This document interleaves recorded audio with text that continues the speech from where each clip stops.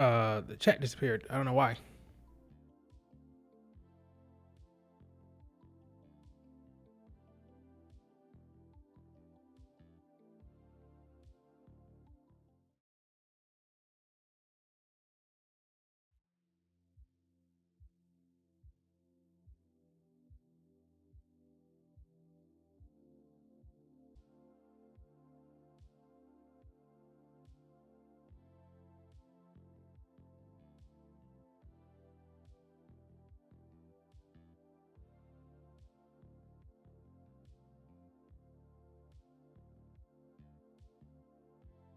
Hello.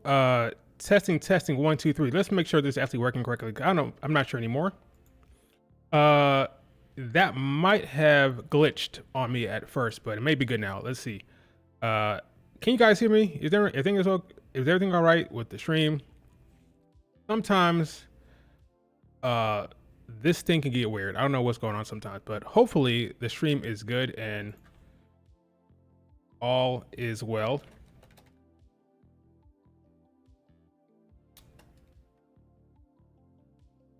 All right, cool. Awesome. Yeah, this is going to be good because I'm actually in a good mood today for a couple of reasons. One, because we have confirmation that Raquel Rodriguez is on her way back because she has been seen having a good old time training with Natalia on her Instagram. That's good news, okay? We have been wondering what the hell's going on with Raquel with her skin condition. It appears her face has cleared up, and now she is on her way back.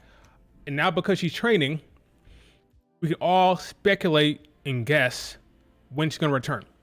Now, just because she's back in terms of training and she's good physically, doesn't mean she's going to show up right away.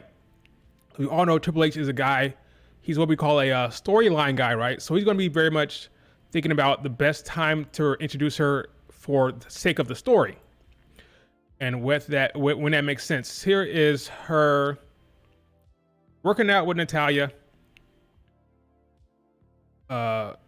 which is awesome to see. So she's cooking, she's in the ring, getting bed, ready to go. Her face is cleared up well. Here's her talking. Can get cellular therapy, something that I did to help my skin. And guys, I'm being honest with you, my skin has not looked or felt this great in months, and you know how long it's been. So if you guys are interested, call this number. They can help you with anything from your joint pain to your autoimmune diseases to anything that's really ailing you. So give them a chance and get that call. Hey guys, we are here in Claremont, Florida today. It's great news. Alliance Regenerative Center, and we are getting some blood work done just to make sure everything's still functioning good. Hormones, thyroid, doing a full panel. I'm here with my dad. Say hi, Pops. Hey. And we also got into the hyperbaric chamber, so I'm really excited about what's new and what's coming to Claremont, Florida, and all these amazing therapies that we are all going to have access to. You love to see it, don't you? You just love to see it. You just love to see that Raquel is in good spirits. She's on her way back. So now that we've seen her, good news, she's training at the dungeon with Natalia. She was sighted hanging out with the talent in Texas on the last show. She's on the way back. So now we can actually think about, when does Raquel return here? Does she return at Bash of Berlin? Probably not. Why do I say that? Because I think at Bash of Berlin, they don't want to have Rhea Ripley lose again, right? So because of that, I think Rhea and Damian Priest and the Terror Twins get a big win, potentially in Germany. They win that match between Dom and Liv Morgan. They think they're on the rise, think they're feeling good, and then you bring Raquel down to bring the hammer down on Rhea. Maybe she comes back to Raw after Bash of Berlin, or maybe you save her for another match at Bad Blood. Again, she's ready to go, and she's training, and she looks good. So when it comes to Triple H, it's all about what makes the best storytelling sense, what makes the biggest impact for the story. For example, they waited for SummerSlam to drop the bomb with Dom turning. I can see them waiting, holding off until Bad Blood to bring Raquel back in there. So I think either the Raw after Bash of Berlin, or maybe Bad Blood. Either way, happy to see her. I think she does join the Judgment Day. And for the folks who are upset about Liv Morgan running away all the time, she's now going to have an actual heavy that Rhea Ripley has to get through. So everybody talking about how Rhea Ripley's booked so strong. I'm telling you, heel Raquel Rodriguez will be a force of nature, and a heel Raquel will be having Rhea Ripley look bad and look weak. Okay, go look at NXT days. Triple H was there. Triple H booked Raquel as a monster against Rhea Ripley. A heel Raquel Rodriguez in Judgment Day will be awesome for the dynamic with Rhea Ripley on that show. Yeah, so I'm thinking Raquel will cost Rhea Ripley. When she comes in, it'll either be, again, Raw after a bash, or she'll come in at Bad Blood and cost Rhea Ripley, and then Rhea Ripley will have to deal with Raquel, which is one reason why I think, for all the folks who think she's going to lose that Bad Blood, if you see this video, you see Raquel. Okay, she looks great. She's in good spirits. You think they're going to bring her in and Liv is not going to be champion? I just don't see it. I think when they bring Raquel in, Liv Morgan will still be champion, and Rhea will have to get through Raquel. I just don't buy that we're going to see Rhea Ripley champion anytime soon. I think we're going to get a situation where Rhea has to get through Raquel first before she can get back to Liv Morgan, which is why I think we're going to get a Liv Morgan champion heading into Mania. All right, so that's my thought process. We're going to get a situation where Liv is still champion through Royal Rumble.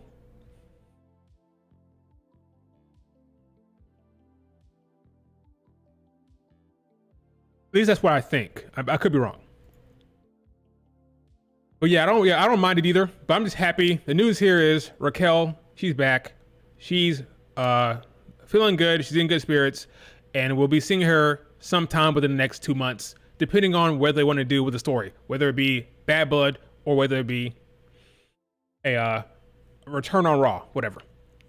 That's good news. The bad news is that Britt Baker is having problems with everybody apparently. So let's start the list, okay? Let's start the list. Who does Britt Baker have a problem with? Thunder Rosa. Let's see. She has a problem with Mark Henry. Mark Henry does not like her on record. Let's see who else. MJF, Will Ospreay, and apparently now Jamie Hayter, according to what Sean Ross Sapp said.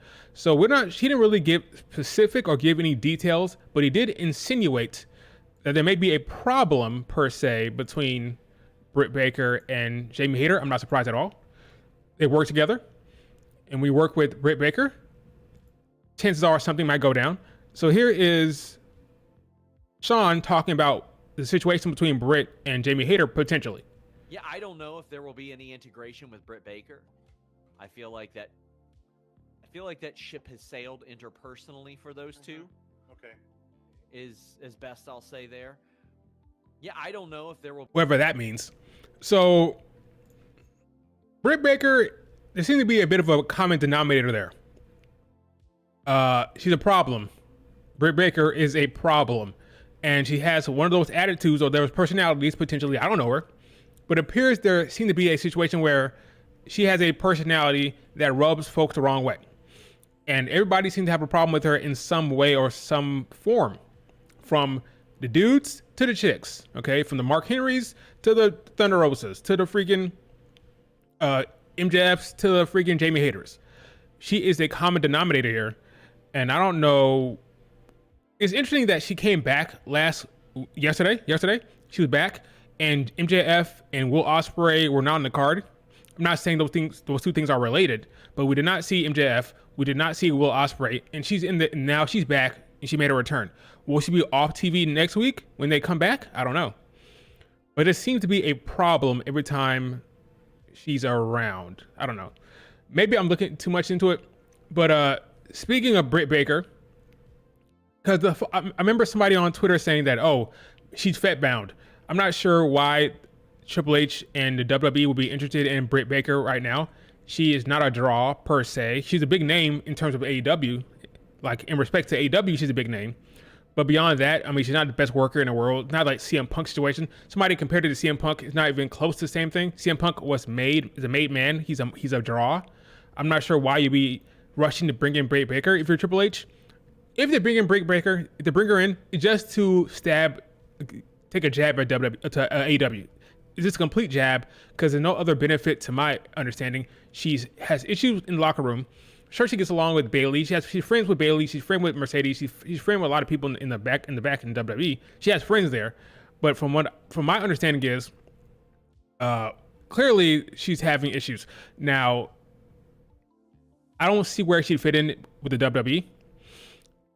From a booking standpoint, again, she's not the best worker. She's fine on the mic. She's good on the mic. But yeah, I'm not sure. I don't think Triple H is in a rush to go grab Britt Baker, considering the talent they have down in NXT. So much talent, so much athleticism, so much people they're building up down there.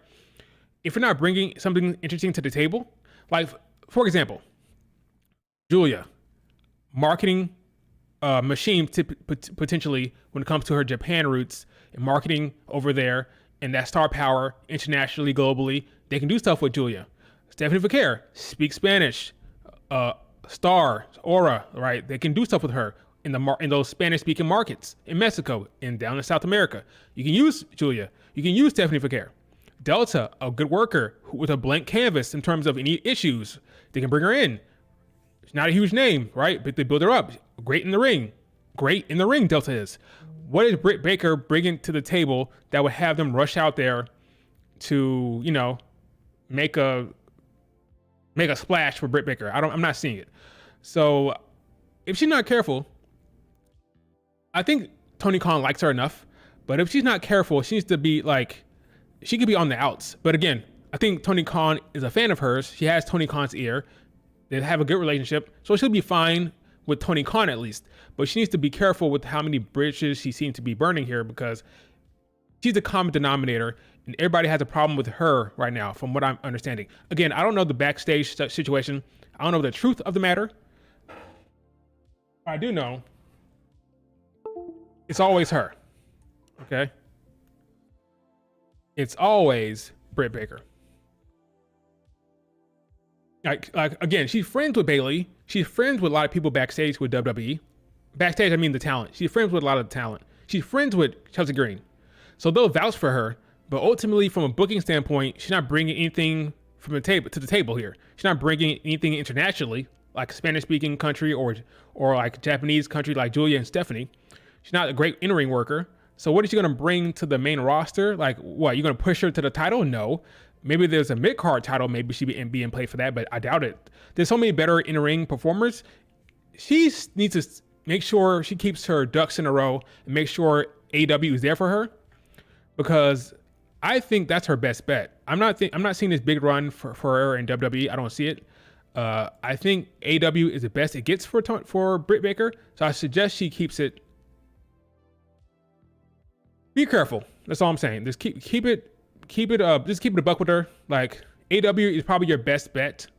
So let's not ruin that for yourself. There's rumors about her. I don't want to get into any personal issues with her and Adam Cole, but there's rumors there going on. I'm not going to dive into that, but just AEW is a good spot for you. You're the first woman they ever signed. Let's make sure you don't mess things up for yourself down there. And no, get along with folks, because again, it's always coming back to you. She's like a mean girl. Like the mean girl situation in high school is always an issue. She's always around trouble. And when you're always around trouble, it's probably because of you. All right. Now, speaking of Britt Baker, here's a question. I asked you a question. Would you, if you were Triple H or Shawn Michaels, would you be interested in Britt Baker? That's the question I asked the chat. If you are a Triple H or Shawn Michaels, you see Britt Baker having issues, if she becomes a free agent, would you sign her? Yes or no? Who do you think is better between Jade or Britt in terms of overall talent? Jade. Jade can talk on the mic. She looks like $1 million, and she's athletic. She has more upside in the ring. Jade, not even close. Jade is the better prospect for the future, without question. Britt Baker is like 3 years older than her, right? I think Jade is like 31. Jade Cargill, or 32. She's like 1 year younger. She's younger. She's stronger. Had more aura. Better looking athlete. Good on the mic as well. Jade is fine. Jade is a way better prospect than Britt Baker. Not even close. You can work with a Jade, and she will. Bottom line, she looks like $1 million. Like, no matter how you cut it, she looks amazing. You can work with that. Britt Baker, good looking chick, of course, can talk on the mic, but what is she giving you beyond that? Like, the star power is not on the same level. It just isn't. You would say no for now? Okay. Britt Baker would not be welcome to WWE based on her current behavior. I'd be not. Okay. So no. Okay, I agree with you. I would not be in a rush to bring in Britt Baker. With all the talent out there in the women's division, with Megan Bayne out there, bringing in Julia, bringing in Stephanie, bringing in Delta, you're not in a rush to bring in Britt Baker whatsoever.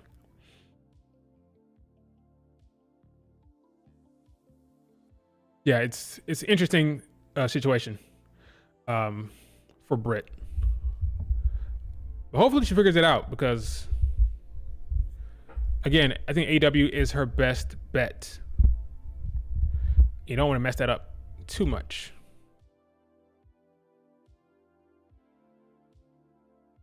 Britt Baker would not fit in the WWE. The talent level is too high. Yeah, I agree with you. So speaking of Britt Baker, there was a match to open up the show. So now I'm going to dive a little bit into Dynamite. Britt Baker and Mercedes Moné and Camille. So we had a situation where, you know that Britt Baker is feuding with Mercedes Moné. They have a match set for All In London. And Mercedes Moné had a match against good old Hikaru Shida. Now, Shida lost to Britt Baker not too long ago, so I'm confused how she has a title match on Dynamite, considering she lost to Britt Baker. It doesn't make any sense. Britt Baker has a match set for All In, but the person she beat is facing Mercedes Moné on Dynamite. Makes no sense, but whatever. She has a match against Hikaru Shida. Good match, solid stuff. But the issues I have with the ending of this match, first of all, Camille gets hit with the kendo stick by Shida, and then Shida gets distracted. Or I think Mercedes Moné grabs the kendo stick, and that's when Camille kicks Shida in the head. Again, a good match. The finish was the issue. I think what happened next, Shida goes back in the ring after getting distracted, and she gets hit with that ugly finisher. So the money maker, I believe her finisher is Mercedes Moné's finisher. Not the best. Most time than not, it doesn't look very good. It's interesting that Mercedes Moné and Bayley both have bad looking finishers. The Rose Plant and the Moneymaker are both finishers that don't look great for either of them. Interesting how that works out for both of them. It's their decision. It might force them to do that. But yeah, it wasn't the best. Couple times in the match, Camille got herself involved in the match. You can tell they're trying to find ways to keep her in it, keep her involved, keep her relevant, Camille. I'm not loving it right now. I think this was kind of a knee-jerk reaction to get Camille on the show after they lost out on Stephanie Vaquer. So they want to put Camille on TV to show that they were thriving with talent. You know, I don't believe that this is well thought out, because I don't think Mercedes Moné needs Camille in her corner to beat Shida. She doesn't need Camille in her corner to beat Britt Baker. You don't need Camille to beat Britt Baker. I'm sorry. Like I said before, they should have brought her in against maybe against should have brought her in against Willow, probably. That would have made more sense. But yeah, Camille here. So let's talk about the spot. So after the match, after Shida loses, Camille sees like some fan dressed as Sting, and we saw last week or 2 weeks ago, whatever, Britt Baker was disguised as Sting. So she goes over there, she grabs this fan, throws him over the barricade, and kicks his ass, right? Her ass, whoever it is, right? He completely stomps her. Meanwhile, Mercedes Moné is in the ring, and you see Britt Baker in the crowd taking her a sweet time to walk down to the ring. I'm like, why are you walking to the ring? Shouldn't you be in a hustle to get to the ring before Camille realizes that it's not you under that damn mask? At any point, she could have moved the damn mask and said, oh, it's not Britt Baker. Where she is? Where is she? Where's the real? Can the real Britt Baker still please stand up, you know? But no, that's not what happened. She strolls down, take her sweet time to get in the ring. She gets to the apron, slowly gets in the ring, and then she tries to deliver the lockjaw. Instead of just beating up Mercedes, you finally got your hands on her. She tries to give her the lockjaw. and she's all smiling, looking for the camera. She looks dead for the camera, dead set in the camera to get that money shot with the camera. Here's the better one right here. She takes her time and looks straight into the camera. And that gives Camille some time to grab Mercedes Moné. So she pushes Britt Baker off of Mercedes. Instead of just kicking her ass right there, it's 2-on-1. She drags Mercedes out of the ring. It just wasn't a very good segment that was produced there. Camille's not looking as good as she should. Camille should be looking like a more badass here. But the way this was executed, they don't want Camille to attack Britt Baker. But the way this is structured, it made no sense for her not to just attack Britt Baker in the ring. Once she pushed Britt Baker off of Mercedes, she should have beat her ass right there. But she drags her out, and then she tries to get back in the ring. But at that point, she has the kendo stick. Britt Baker does, so she doesn't want to engage. It just wasn't very good in terms of making Camille look like a badass. It didn't work. Everything else here, between the dynamic between Britt and Mercedes Moné was fine. I just had a problem with Britt Baker taking a sweet time to get to the ring and trying to put it on the lockjaw. It just didn't work. Now, a lot of people are talking about Camille's involvement in this segment, including Bully Ray, talking about how she was utilized, and he took to his podcast to say this about Britt Baker and Camille's booking in this segment. Know how to treat Camille. Just look up this one name. China. Treat Camille like China. Here's the first issue. Sheeta steps towards Camille on the floor. Camille backs up. You're a brand new enforcer. You're the brand new heavy in Mercedes Moné's act.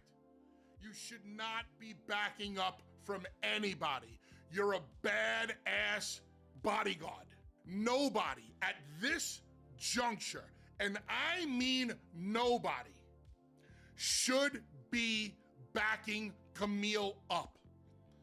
Camille should only be backing up when the time is absolutely right for the absolute right talent, and it's not Hikaru Shida. If you want to know how to treat Camille, just look up this one name. China. So I actually agree with him here. Camille did not look that intimidating or that much of a big deal. She looked kind of like standard, like a generic, big, like a stand-in bodyguard kind of.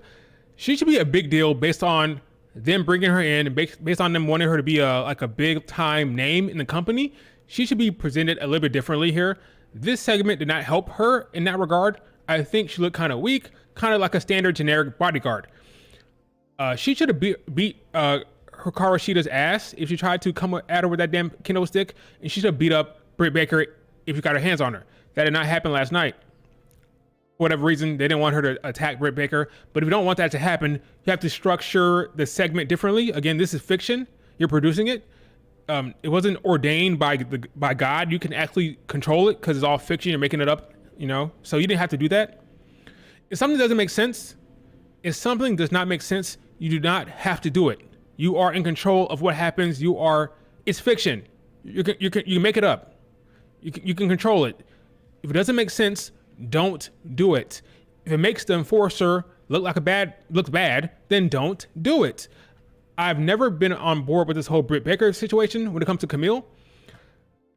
Mercedes Moné does not need Camille to deal with Britt Baker. It didn't make sense. Now, if she was dealing with Jamie Hayter, and wanted Jamie Hayter to be a big deal in her return, then I can understand bringing in Camille to help deal with Jamie Hayter that was on this pumped up, that was feeling herself, that was on the rise and feeling good on her return, and she's being presented very strongly.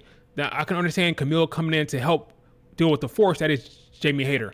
But this is not Jamie Hayter. This is not even a Willow. This is Britt Baker. I don't buy that she needs Camille to help her deal with Britt Baker. I just don't buy it. Now, here's another thing. Now, Mercedes Moné is known for her great in-ring work, right? She's a aficionado in the ring. They are using Camille as the heel enforcer to get involved in the matches. Are you okay with that? For the die-hard Mercedes Moné fans who love her in-ring work, are you okay with these matches ending in DQs, or not DQs, but these matches ending with interference Now again, last night the match was good. It was a good match, but it did end with Camille getting involved here. Do you like that dynamic, or would you rather have Mercedes Moné, the great in-ring worker, just win the match outright? She can use heel tactics, but you want her just to showcase her skills in ring, not have a lot of shenanigans in her matches. Because as long as you have Camille there, you're going to have some shenanigans, whether it's Camille interfering, whether it's Camille grabbing a leg or punching her opponent or whatever. How do you feel about that? I mean, we saw some of that with Mercedes Moné's, at the time with Sasha Banks. We saw some of that with Sasha Banks' run with Bayley during the lockdown era time, during COVID. What we call it, the Thunderdome era, right? Bayley and Sasha Banks were heels, and they kept interfering in each other's matches, stuff like that. So we saw some of this before, but I wonder how you guys feel about this Camille thing being a constant in all her title defenses. Camille did look very beatable. She did look beatable for sure. I think Camille should have been brought in during the Mercedes Moné versus Will. Yes, I agree. That's what I said. I think she should have been brought in when Willow was the babyface and Mercedes Moné was heel. That would have worked better at that moment. Like I said before, they waited until now, not because it was a plan. I think they lost out on Stephanie Vaquer. Once they lost out on Stephanie, they said, "Oh, wait, what can we do? What can we bring in to show that we're still a good destination, that we're still cooking? Who can we bring in? Oh yeah, Camille. She's on the back burner. She's there. Let's bring her in. What's the plan? I don't know. Make her the bodyguard for Mercedes. Yeah, that'll work." It was knee jerk. There wasn't any grand master plan with Camille. They brought her in when they did, I believe, because of the Stephanie Vaquer thing, and they ran with it. Not much had to be done, right? Not any great grand master storytelling here. She came in. She's a bodyguard. She stands next to Mercedes Moné. She looks tough. Like, not much work was done there. Not much thought went into it. She's a bodyguard. You don't need that much thinking to put that together, okay? So I don't think the plan for Camille was that in depth. She stands there, looks cool, looks strong, and that's it. What happens in All In? Does Camille get involved in the match? Probably. And that'll be that. But I know for damn sure Camille and Mercedes Moné will be victorious that day, because Britt Baker is not beating Moné at All In. But yeah, a lot of folks are upset with Britt Baker and how she handled that segment, how slow she was moving. They think she's selfish, looking out for herself, looking to the camera to get that money shot.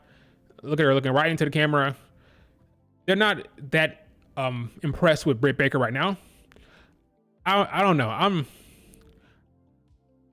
It's not looking good for Britt Baker. I don't want to judge her too much because I don't know her, but we'll see how everything works out here with the Britt. We'll see what happens post All In, because I'm not sure what you do once she loses to Mercedes Moné, which will happen. She's going to lose. Once that loss happens, what do? What happens with Britt Baker? Where does she go? Apparently, she has a bad. Apparently, she's not working well with Jamie Hayter. That doesn't change anything in terms of working. You can work with somebody you don't like. You can work with someone you don't like all the time. Happens all the time in real life. So that may not stop them from doing any type of angle with Britt Baker and Jamie Hayter. But we'll see what happens. Apparently, they don't like each other. But we'll see. I don't know. It's interesting. Did I see that Julia Hart will be on Ring of Honor? I did not see that at all. Julia Hart, Ring of Honor? That's interesting. I thought she was injured. Julia Hart is not, she's back. She's healthy. She's no longer injured. I thought she was injured. Wait, send me a link or something on Twitter. Unless I find it right now. Wait, let me see. Oh, she's teasing a return. Okay. Street saying Julia Hart is going to be on Ring of Honor. I think Julia Hart is a green wrestler. She's a green wrestler who's being pushed very early in her career. If she were in WWE, she'd be in NXT, right between the level up era and the. I don't think Julia Hart is that good. Honestly, that's the honest truth. I think Julia Hart is I think Ring of Honor is probably the best place for her right now. Oh, I see what's going on. Let's see. Show browser. Julia Hart in Ring of Honor. Okay, here's the tease. I'm happy she's healthy. Good for her, but I'm not buying her right now. I think she is overpushed right now, honestly. Great entrance. Great entrance, mid in ring. And mid is being nice. Sorry, I don't think she's that good. But her entrance and her aura, her presence, that's all great. Character is cool. Her in-ring's not great. She's very green. But Tony Khan doesn't care about that. I.e. Jay Cargill, right? Jay Cargill was champion for how long? Her moonsault is rough. Yes, it is. Yes, it is. But good for her. I'm glad she's back. All right, let's move on. Oh yeah, by the way, Britt Baker raised the title at the end of the segment. She raised the title to the air, so you know what that means. A loss is coming at All In. Yeah, I don't love the Britt Baker Camille thing, but we'll see how that goes. What else happened on Dynamite? The Hangman and Jay Lethal match was fine. That was good. Let's jump straight to well, other stuff happened, right? We had the vignettes for Mariah May. I thought very well done. Very good, well written as well, that vignette. She cut for her feud with Toni Storm. Then it brought in Mina Shirakawa. Mina Shirakawa from Stardom is back. We want Mina, right? She says that she's sad to see what's happened between her two friends, Mariah May and Toni Storm. She hopes they don't get hurt. I'm not buying it. Sorry, Mina, you look great, but not buying it. I think she's going to turn on Toni Storm. I think she's going to pick her friend, Mariah May, at All In, and she and Mariah May will stand tall over the bloody Toni Storm, because I think she's going to turn on Toni Storm and pick her old Stardom friend, Mariah May. I could be wrong about that. Maybe they do an angle where Mariah May turns on Mina, and then we have Mina against Mariah May. But right now, I'm thinking that Mariah May and Mina will team up and take down Toni Storm together. And that's how they protect Toni Storm, by having Mariah May have the assistance of Mina Shirakawa. So Mina looks great, had a good segment. She talked in English, was awesome. She's very good English. Her English was very good. Happy to see her. She skipped out on the 5-star Grand Prix tournament to do this. Hopefully it works out for her. I've been watching Stardom's 5-star Grand Prix.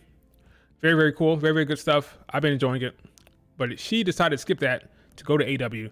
And now we'll see what happens at All In. Will she get involved? Probably. Will she help Mariah May, or will Mariah May beat her up? I don't know.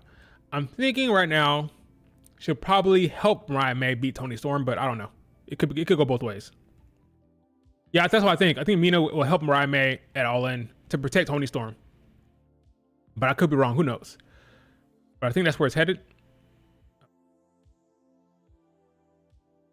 I like this picture better. Why didn't I use this one?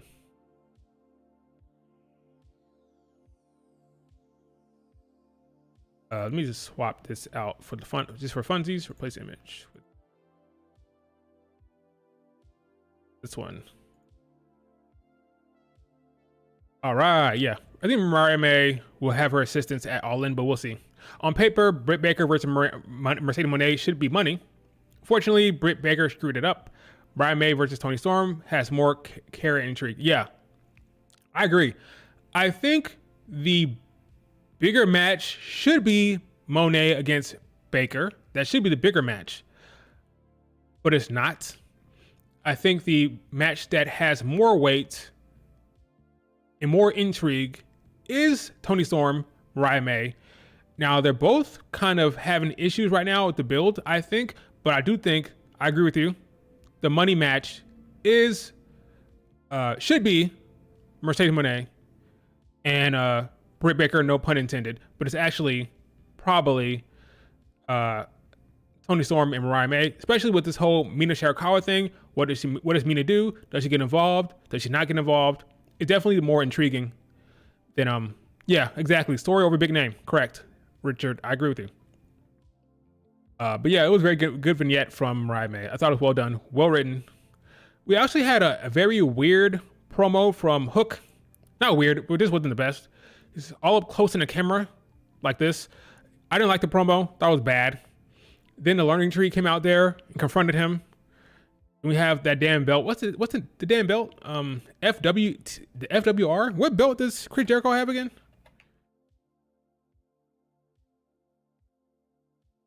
I don't remember the name of that damn belt. That's how nothing belt it is.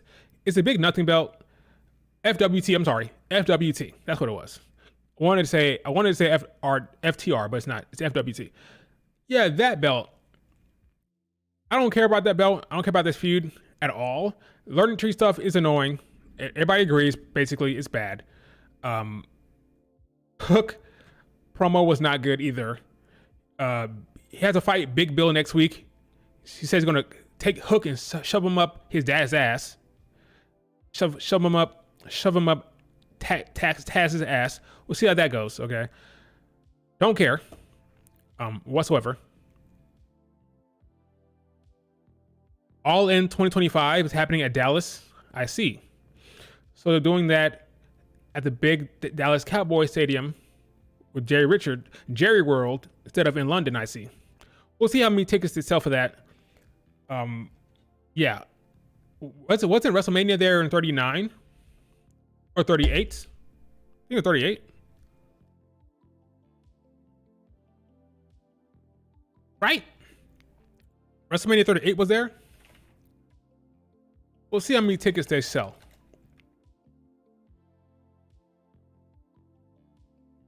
Yeah, it was AT&T Stadium. But that's big news for AEW. That's good news. Big news as well. We'll see. I'll be curious to see how many tickets they sell there. Was that announced last night? Oh, Global Life Arena. Never mind. Wait, what stadium is? What is that? What arena is that? Globe. Let me see. Cause I didn't see that news. Quick detour. All In 2025.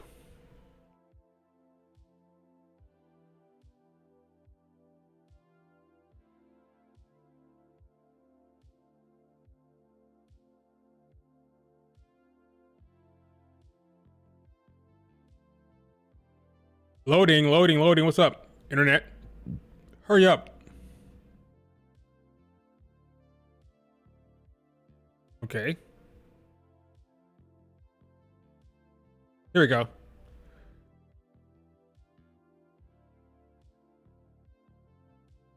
Texas.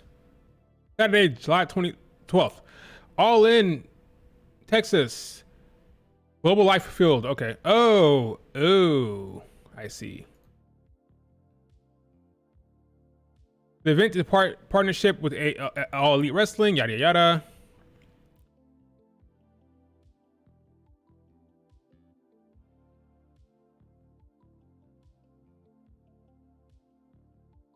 Okay. What stadium is this? I don't remember.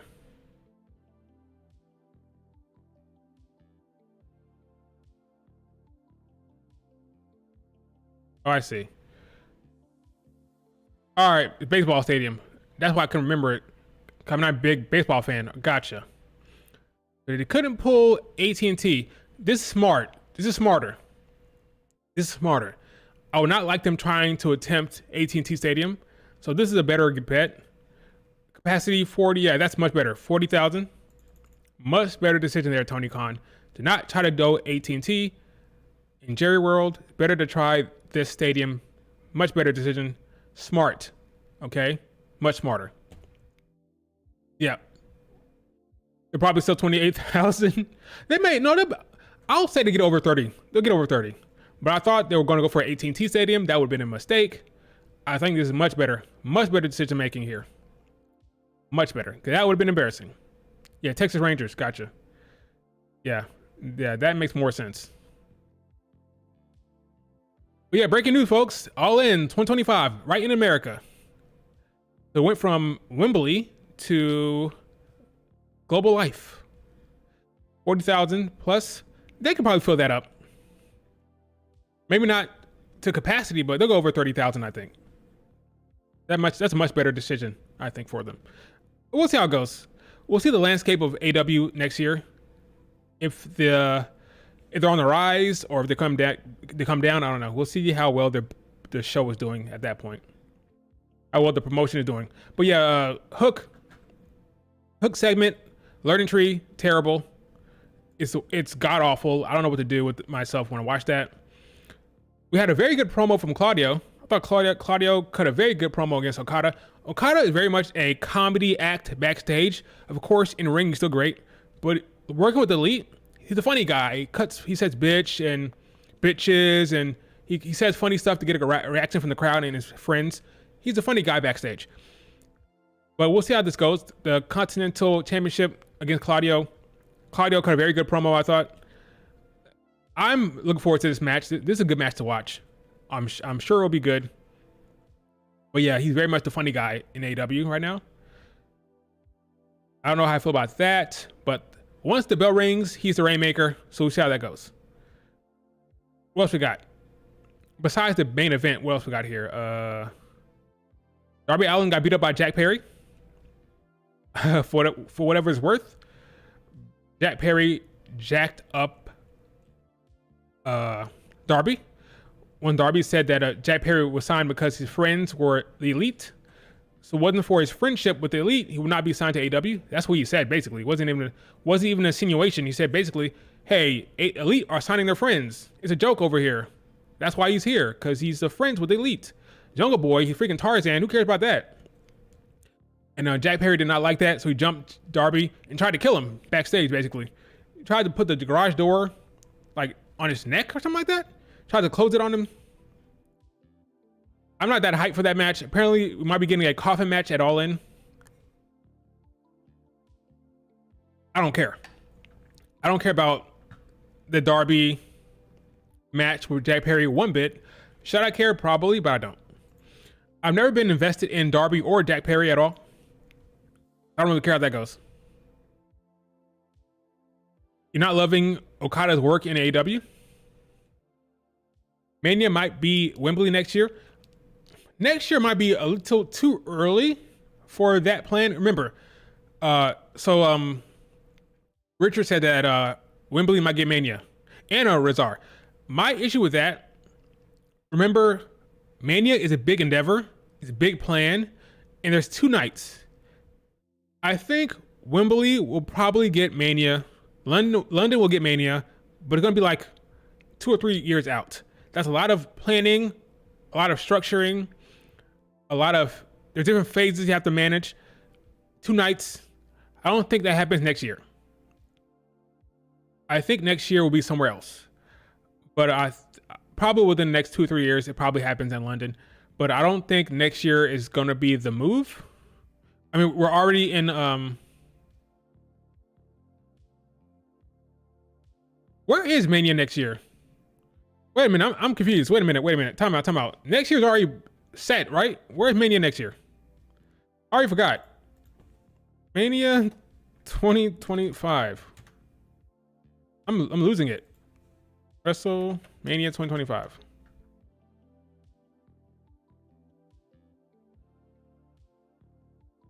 Vegas. Jesus. Yeah, Vegas. Vegas already set. Right. I knew that I saw that damn logo somewhere. Yeah. You're confusing me. I'm joking. Not your fault. Not your fault. Vegas is set. Can next year be Wembley? Maybe. But even that, they might push it back again. I think 2026 could be London. Maybe. Yeah, 2026. It takes time to plan something like that.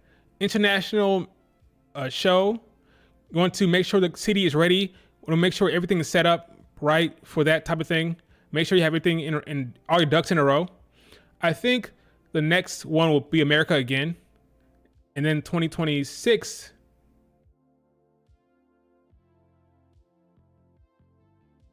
No. I think 2026 is in America again. 2027, London, I think. 2027. Could be wrong, but I think 2027 will be London. I think 2026 will be America as well. Because you want to make sure you have everything set, all your ducks in a row. Indianapolis getting Mania at some point. That's true. Yeah, I think 2026 could be Indianapolis. And then 2027 is London. That's probably where it's going to be. All right. So, yeah, we're getting a coffin match at All In with Jack Perry and Darby. Whatever. That'll happen. Swerve. Now let's talk about the main event. Swerve against Wheeler Yuta. So before the match, we got this Green Day music, this vignette or this tribute to Bryan Danielson's career. Showed a lot of his indie stuff, a lot of his non-WWE matches in this whole tribute. I don't even want to say tribute because he's not dead. This vignette they did for his career. It was well done. Am I the biggest Green Day fan? No, but it was fine. Folks are saying they were crying. Like, give me a break. It wasn't that sad, okay? It was fine. I was not crying because of Green Day music, but it was well put together, sure. Here's the thing, folks. Is Bryan Danielson losing? Is he losing? Because there's a part of me that thought he was going to lose, because he probably was going to lose and kind of walk off into the sunset at All In on the main event. But now that they're pushing Swerve as a diabolical heel, which is I'm kind of confused by a little bit. Now that we see the way Swerve is behaving as a heel, I'm wondering, do they actually book him to lose? I think now I'm leaning towards Swerve losing. I'm now leaning toward Swerve losing to Bryan Danielson. I'm not sure I like that idea now. We're getting a lot of this, oh my God, this almost, I want to call it a retiring tour with Bryan Danielson. Every week, they're talking about him retiring. They're doing this damn Green Day music. They're kind of like setting the stage. Oh my God, it might be the end of it. It might be the end of the run for Bryan Danielson. What are we going to do without Bryan? He's going to retire. We're going to miss him. All this work. And then he wins. Does that mean at some point we're going to get another retirement tour again? Because I don't want to go through that again. I don't want to go through it again with Bryan Danielson. One's enough. There's a part of me that wants Bryan Danielson to lose. I don't want to see this again. It's one thing to have a long, drawn-out retirement storyline. One of them, but not two. Not two. So if he does beat Swerve, and then he gets another run with the belt, I don't want to see him having another retirement, oh my God, he's going to retire now thing. I don't want to see that. If he beats Swerve, he should retire when he loses the belt, right? So whenever he loses, retirement. So now every match they're wondering, is this the last match? Is this the last match? That's what they should do. I want to go through this whole Green Day tribute music thing again. Once he beats Swerve, I think he will beat Swerve now. I think he will beat Swerve because the way Swerve is behaving, I don't think you want to have Swerve beat him like that and have him just like. Now, if Swerve was still a face and he was behaving like a face in like a respectful thing, I could see Swerve beating Bryan Danielson and them having like respect for each other. But Swerve is out here talking about, he's talking shit. He's beating up his friend Wheeler Yuta. Says he's going to beat him up in front of his family members at All In. Then he attacks him after the match. Way this is going, he's behaving like a diabolical heel. So now I think Swerve will lose at All In. Here's my problem though. If we're doing a heel Swerve, right? We're doing heel Swerve. His next match will be against not Jack Perry, but Hangman. Hangman is a heel. So what are you doing here? Are we going to get a heel versus heel at All Out? I'm confused about his wishy-washy booking. Is Swerve a heel or a face? He was a face against the EVPs. He's a heel now. Will he be a heel against Hangman, or is the idea here he's not a heel, he's not a face, he's just a character, and he is what he is, and you have to deal with it? I don't know. Yeah, Swerve Hangman is heel against heel. So I don't know what they're doing now. So I don't know what's happening here. But I'm now thinking that Bryan Danielson will win. And if that's the case, he should retire when he drops the belt. That way we don't have to do this whole thing again. This whole will he, won't he have to retire thing. Just have it so that when I drop the belt, when I lose, it's a wrap. So he beats Swerve, and then he's on a ticking time bomb when it comes to his retirement.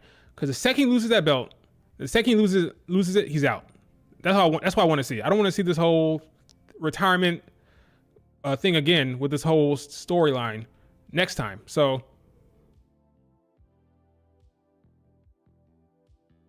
yeah, I think Swerve being a heel is probably the best way to go, because you don't want a situation where the crowd is split when it comes to his retirement, right? So it makes sense. You dive into the heel Swerve here. Cool. Now the crowd is going to be firmly behind Bryan Danielson in the UK. Then he wins the big match, gets a last run with the belt, and then he retires when he loses. Cool. Do nothing else but that. Anything else beyond that would be kind of annoying. I think.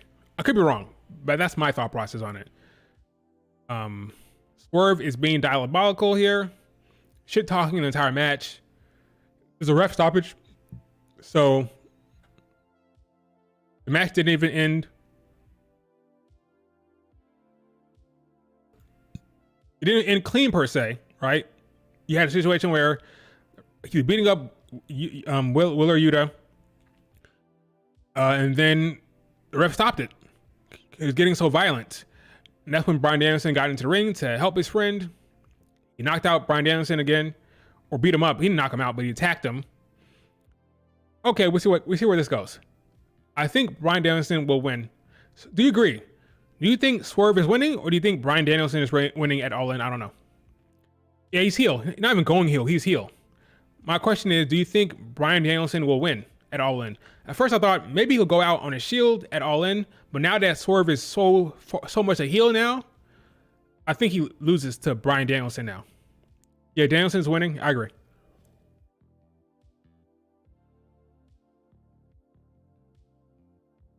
I agree with you, man. I think Bryan Danielson is getting another run, or his last run, or one run. I can't remember he's a champion before. Has he been champion in AW? Probably not. I don't remember. So yeah, he's gonna get a run with the belt, and then it'll be over. Who do you drop the belt to? Who does he drop the belt to? If it were me, it'd be somebody to make a new star. I'd make a new star by having him drop the belt to somebody. But I don't know. It could be MJF. Could be Will Ospreay. It'd probably be Will Ospreay, honestly. It'd be like a respectful match. Passing of the torch from Bryan Danielson to Will Ospreay is probably what they'll do. When the time comes, he'll pass the belt to Will Ospreay, give him a big hug. I'm done. It's over. Here's your new guy.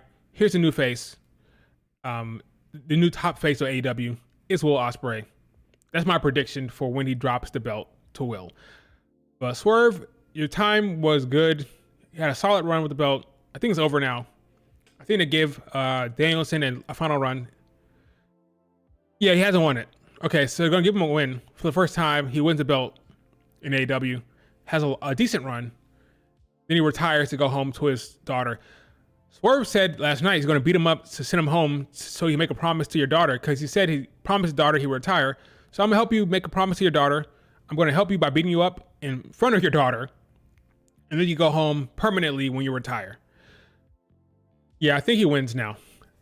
At first I thought it was a possibility, like maybe he retains, but now it's over. He's being too much of a heel now. It's over. He loses to Bryan Danielson. Overall, I thought Dynamite was mid. I thought the segments were not the best. The promos were not great. The highlights were Mariah May. Some of the matches were good in ring. But when I watch week to week, I don't know about you guys. When I watch week to week, whether it be AW, Raw, or SmackDown, I'm watching for the storylines. That's what really interests me. The in-ring, sure, when it's a big match, when I'm interested in the in-ring talent, I'll watch it, sure. But most of the time, when I'm focusing on the match, or when I'm focusing on the show, it's during the talking segments. to get the story. Sometimes when the match is happening, I'll walk out of the room, I'll be on my phone, I'll be on my laptop, I'll be looking to see what's happening, but I'm not really dialed in, right? Only time I'm really dialed in during the weekly shows, during the story segments, promos, backstage segments, storyline stuff. When it comes to storyline stuff on this show, it was just mid. I thought the angle to end the show where Britt Baker was dealing with Camille, I thought that was weak. I thought the Hook promo was weak. Claudio did a good job with his promo. Everything else was just okay. So yeah, I didn't love Dynamite last night. Dynamite was fine. Mid. If I'm being nice, it was mid. Mid. In my opinion, at least. Yeah, but I am happy that Raquel is on the way back. And I'm happy that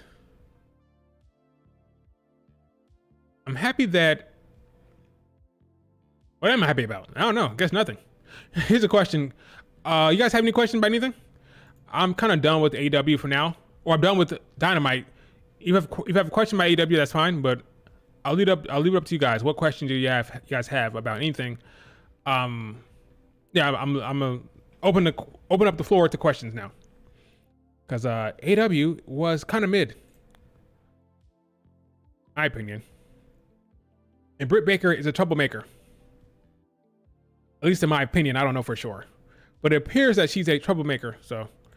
But hopefully, you know what she's doing, because I don't think WWE is a good location for her, but we'll see.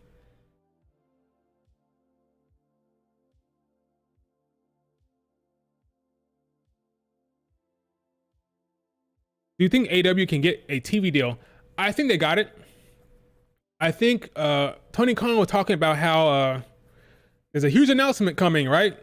I'm guessing that's what the announcement was. I'm thinking we'll get a announcement that they have a TV deal. TNT or Warner Brothers lost out on the NBA, so they have money laying around. So I have a hard time believing they won't get a good TV deal. So yes, they will get a TV deal. It will be a big one, probably. We'll see. Will it be as big as they wanted it? I don't know, but I think a TV deal is imminent. So it just depends on when they want to announce it. Do you think Julia has a potential to be one of not the most successful Joshis in WWE history? One of, if not. I think she'll be arguably the top Joshi success, because I think Triple H is going to push her like crazy. I think the plan is to make her a big deal in NXT and then bring her up to main roster in 2 years maybe. But I think she had the great chance to be one of. I can't say she'll be better than, talking kayfabe booking here right now. We're not talking about in-ring ability. We're talking about kayfabe. I don't think Asuka has a hell of a career. A hell of a career in NXT, in the main roster. Royal Rumble winner. Money in the Bank. Asuka has done it all.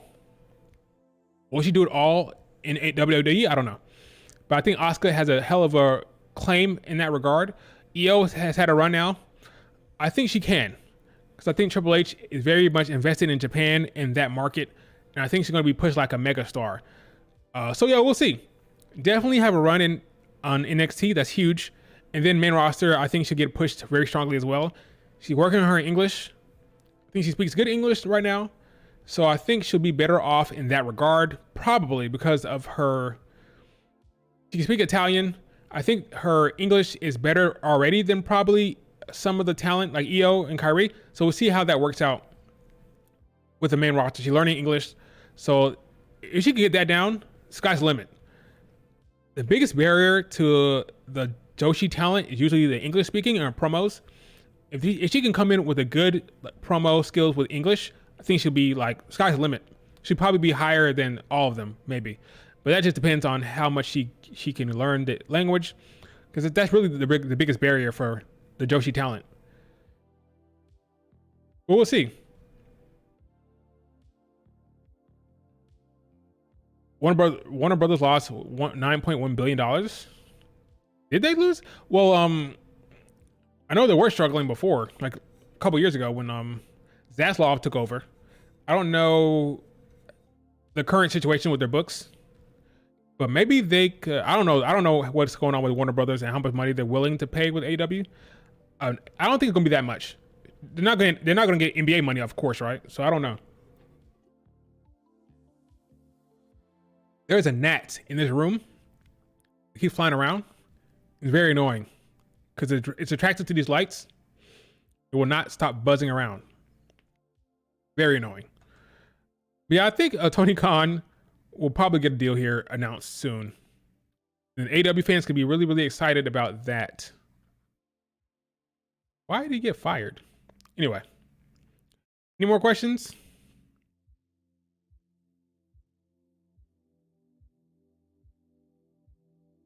This person is happy that Rhea Ripley is going to have Raquel to deal with because he's tired of having Liv Morgan be a track star on Mondays. That's funny. I don't mind Liv Morgan running away. I don't mind it. She's a heel. That's what they're going for. I don't hate her running away. I don't hate it. Yo, Pedro, what's up? I don't have a problem with her running away. I don't. I know some fans hate it, but I don't have a problem with it. But look at the logo here. All in Texas. I think I already saw this before, but I don't remember. I didn't talk about it. Solid logo. Solid logo.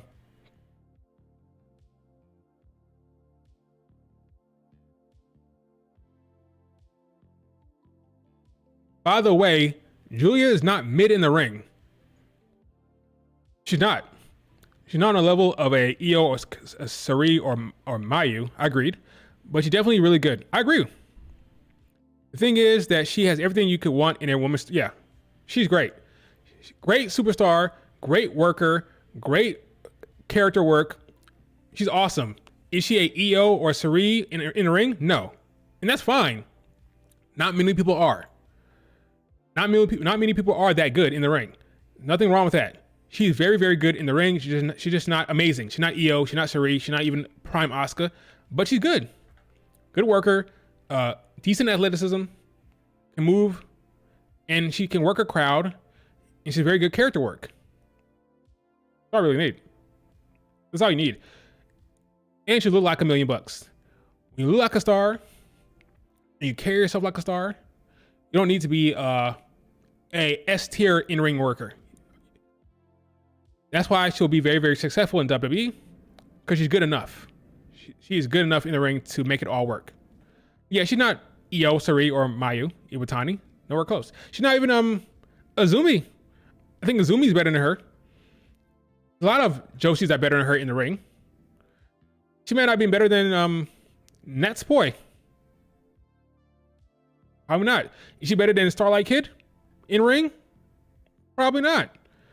But she's good. Those are very good workers. Very, very, very good workers. I don't think it's a problem. Don't like the women's mid-card tag division. It is what it is. It is what it is when it comes to that. Did I see Tegan Nox's recent post? I did not. On Twitter or Instagram?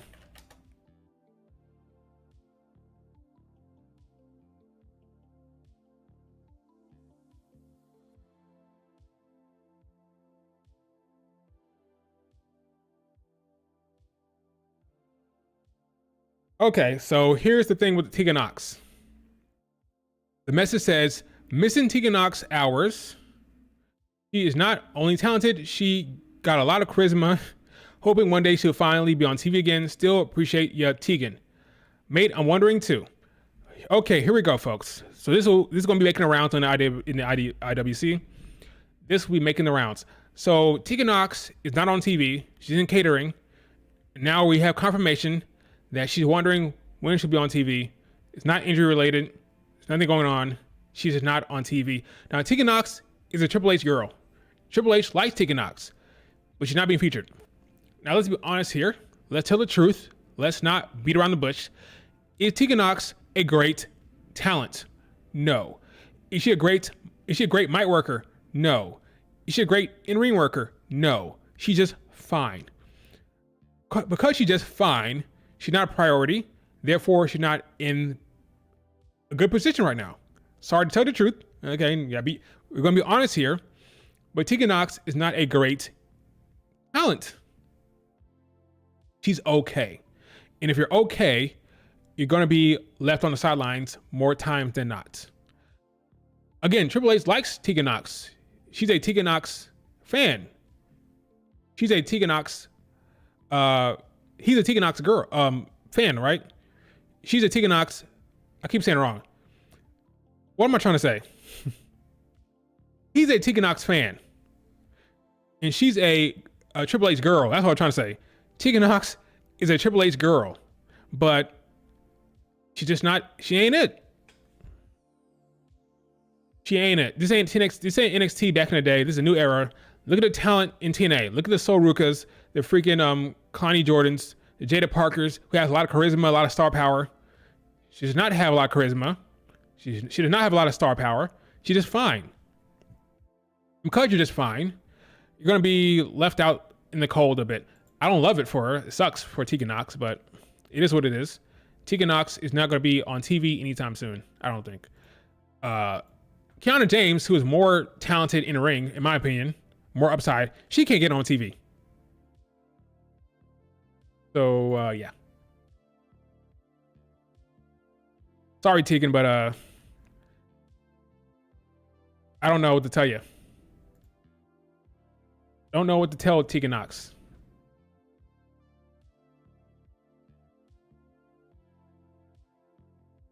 Do you guys know what to tell me? Do you know what to tell Tegan? I don't. I have no idea what to tell her.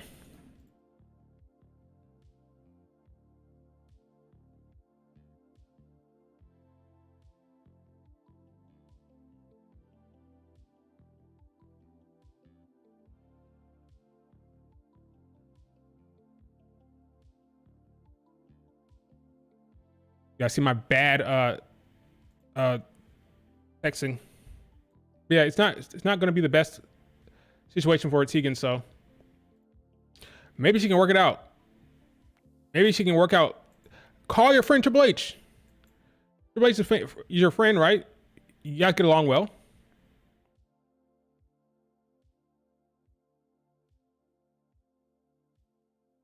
Sucks for her though. That sucks. Not the best. You don't want to hear that. But I don't know what to say about Tegan. I mean, it is what it is.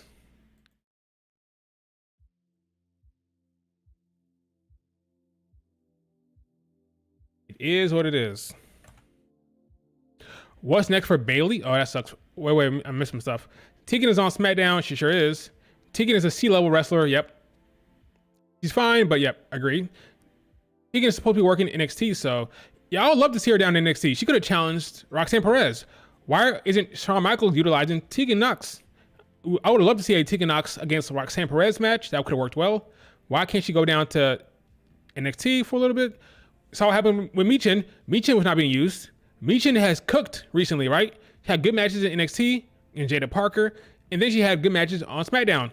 Michin benefited from going down to NXT a little bit, and she's thriving. I think Michin made a name for herself. She's getting better reaction now.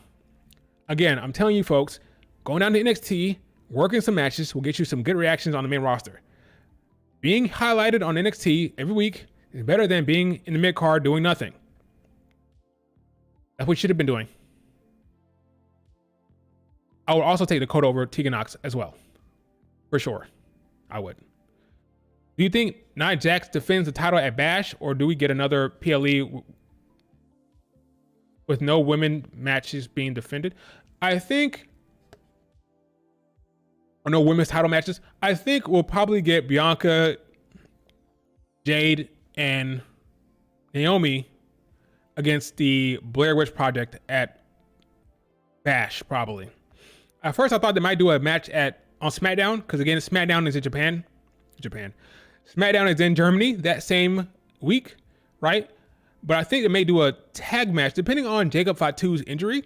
Let's say Jacob Fatu is healthy and he can go. They may do the Street Profits against the Bloodline in a tag match for the main event of SmackDown, and they may push the Big Three match for the big show, because they may want to have a women's match on that show. You're not getting Nia Jax defending, I don't think. I guess we'll find out tomorrow because they have a segment with Nia Jax. I think Tiffany's throwing her like a party or some type of celebration. So maybe Bayley will interrupt that match. And she says, I want a rematch at Bash to Berlin. That'll be a mistake, I think, because she's going to lose, of course. And then what do you do with Bayley, right? What would you do with Bayley after that? So what do we have set for Bash in Berlin? Randy against Gunther, main event, right? Cody against KO. We have Dom and Liv against Rhea and Damian Priest. We have... Isn't there like a number one contenders match for the U.S. title? For LA Knight's title right now? I don't remember. We got 3 matches right now. Triple H loves his 5-match cards.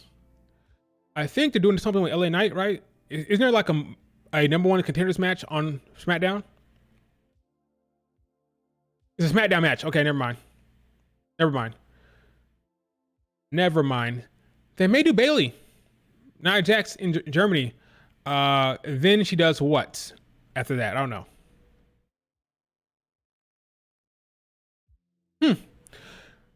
Tomorrow we'll get another match announced. If it's Nia Jax Bayley, they'll announce it tomorrow. Because this show is what? 31st? So we have what? 15 days? 15, 16 days until then? So yeah. We'll find out tomorrow. For sure. Because we got this match was announced on Raw. Right? So we'll probably get another announcement of another match. But the big 3 match is probably... I want to say Bianca won't be off another PLE, but we never know with Triple H. Maybe that match happens on SmackDown. It all depends on Jacob Fatu's health and what's happening with the tag titles for SmackDown. Are they doing the Street Profits against the Bloodline for the show on SmackDown? I don't know. Guess we'll have to see.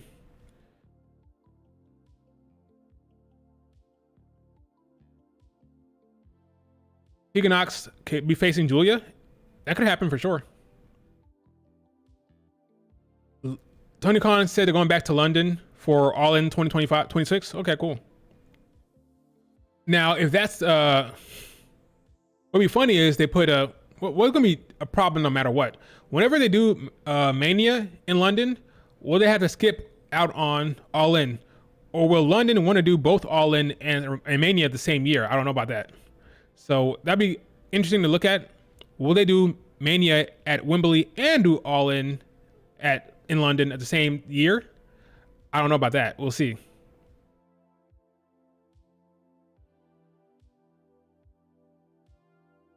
We'll see.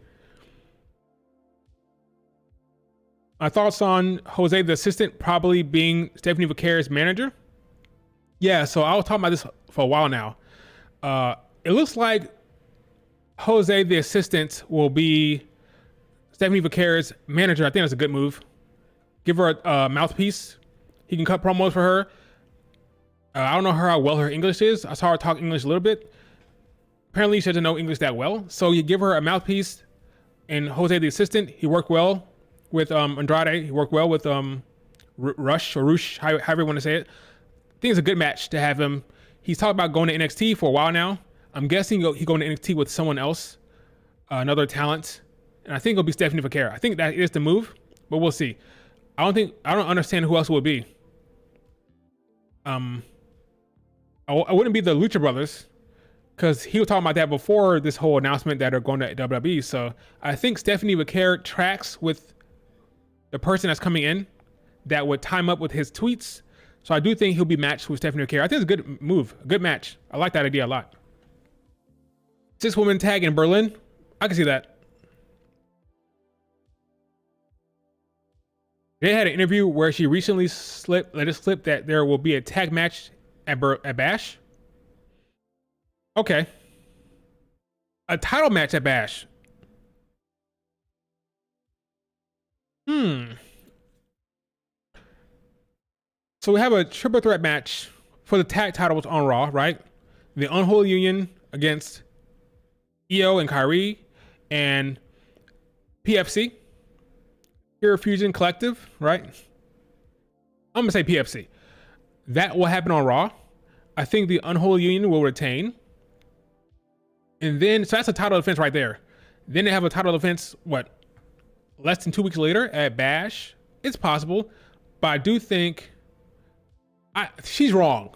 I'll tell you why. This week, we're going to have Naomi taking on Blair. And then the next week, we're going to have Bianca against Isla Dawn, probably. Because I'd be very upset if Bianca doesn't have a one-on-one match on SmackDown this week. You did, you're doing Naomi against Blair. You did Jade Cargill against Alba last week. So next week, you're going to do Bianca, Isla Dawn, you would think. So then that means that the next week will be the SmackDown in Germany. When does the Big Three match happen, right? I think the next step after Bianca Isla Dawn will be the Big Three match. That means the Big Three match will have to happen on SmackDown or at the PLE. So I think she's probably wrong. She's saying they're going to have a title match at Bash, but I don't know. She's the talent. She would know more than I do. But I think it's leading toward a Big Three match rather than a championship match. But we'll see. Damage Control is officially listed as a babyface. As babyfaces, yep, that makes sense. Io missing another PLE, yep, she sure is. Female locker room, okay, let's see. Cards are subject to change, right? Cards are subject to change. Let's see, female locker room.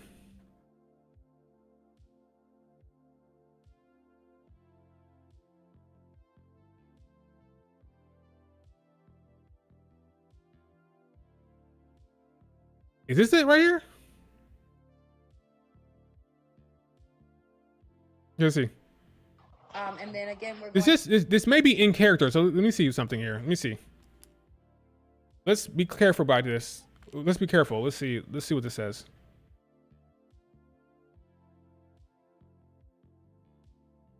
And then again, we're going to win our belts back on a. Well, let's see. We might win our belts back on a PLE, but you know we are. But we're gonna win our belts back on a PLE. And then again, we're going to win our belts back on a. Well, let's see. We might win our belts back on a PLE, but you know we are. But we're gonna win our belts back on a PLE. And then again, we're going to win our belts back on a. Well, let's see. We might win our belts. This back does okay. I'll admit it sounds like a slip. It sounds like a slip, but you can still sign up for it. It is what it is. You can still. It can still be her just saying what we're gonna do from I'm Bianca, I'm Jade. We got Bianca on my team. You know, we're gonna win it. It does sound like a slip, but it could just be her saying, "Oh, I have confidence in the booking. Like we're gonna win it eventually back." You know, I'm not so sure that means they're gonna win it. I don't see why Triple H would tell her, "Oh, by the way, you got to winning it." I don't know why you would tell her that now. But you know we are. But we're gonna win our belts back on a PLE. It does sound like that though. It sounds like a slip. And then again, we're going to win our belts back on a. Well, let's see. We might. You said it like a bragging thing, so I'm not sure. I'm not sure it's her slipping up and letting the fans know about creative early. I don't think so. I think I'm not sure. Maybe she does win it. Maybe they do win it at PLE, but it may not be Bash. It may be somewhere else. You know what you sign up for. It is what it is. Anybody would love to be in my position. If anything, I would say it's more pressure on my shoulders rather than somebody else, because I've always had a microscope on me regardless of everything. And I can literally go out there and do the same thing that someone did in the previous match, and somebody's gonna zoom in and say, nope, her foot wasn't right. Nope, and it's like, I did the same. I did, for example, previously I've done all kind of moves. You can Google my name and see how many moves I've done. But for some reason, people think I've only had 2 moves. And it's like, if you go look at my plethora of moves, you can see I have a solid move set. I choose when to work it. And then I have to, at that, they have to understand, I coexist with someone too. I can't go out You know what you sign up for. It is what it is. Okay. Does Jade Cargill get more crap than any other people? Does she get more criticism than the average person? Yes. Why is that? There's a perception about her from AEW that she sucks in the ring. Is that fair? No. Is there a bigger microscope on her than other people? Yes. Does she get more shit? Yes. I think a lot of it comes from her moving from AEW. So she moved to AEW. There's a lot of people that are trying to downplay that move. She sucks anyway, so who cares? She sucks in the ring. Tony Khan protected her, so whatever. So a lot of that comes from an AEW base of people that kind of crapping on her, like she's never good, whatever, you know. And there are some WWE fans that shit on her as well. I agree with her. I agree that she does get more criticism than anyone else, and a lot of other people. Does not mean her in-ring is great, because it's not. And she does have a long way to go. And she acknowledges that usually, so we should probably lay off Jade Cargill sometimes. I think I've been fair to Jade. I think so. Maybe some people would disagree, but I think I've been fair to her. I will compliment her when she's good. I will talk about her mistakes. But yeah, she does get a lot of crap online, more than a typical person who screws up. She has like 5 moves. She has more than 5 moves. She has, let's see, she has the big boot. She has the running into corner thing she does. She has the suplex. She does a power bomb every once in a while. That's 4. She does the press over the head and drop. That's 5. She does the she did a springboard crossbody. She messed up that one time, but she does that. She does the fireman carry, throw over the back. She has more than 5. They're mostly power moves, but she has more than 5 for sure.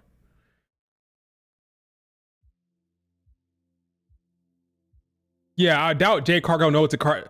It sounds like a slip, but I don't think Triple H told her the card. Hey, Jade Cargill, you're winning at Bash of Berlin. I don't buy that. That doesn't track for me. It sounds like a slip though. It sounds like one, but I think she just made a mistake in her speech. But I don't think they told her anything. And even if they did, card is subject to change. Like things could change like a week before. You know how wrestling is. Look at the damn. She was shocked when she had a Mania main event. Or main events, because everything on Mania is a main event, right? But she was shocked when she found out she had a match at Mania, remember? She said that was not a part of the plan. And I know it wasn't, because the plan was Bianca Tiffany. But let's not go back to that. I've made my peace with that. It would be Bianca Tiffany, but they changed it last minute. They pivoted. So nothing's set in stone anyway. You know how that works.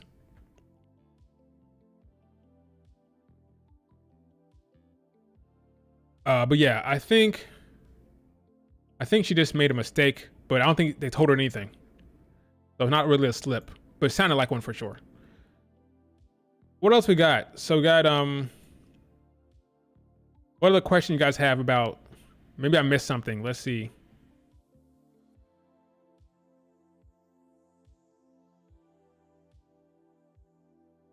Oh yeah, Punk versus Drew. So that's gonna be the 4th match, right? We're getting Punk versus Drew at Bash of Berlin. So if we're doing 5 matches, the last one will be a women's match. If the last one is a women's match, it's either going to be Bayley, Nia Jax, or the Big 3.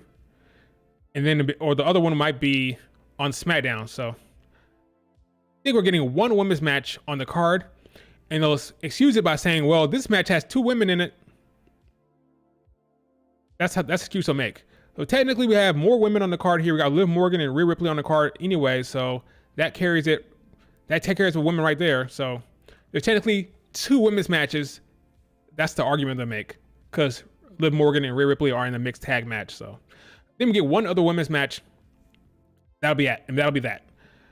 Will it be Nia Jax, Bayley?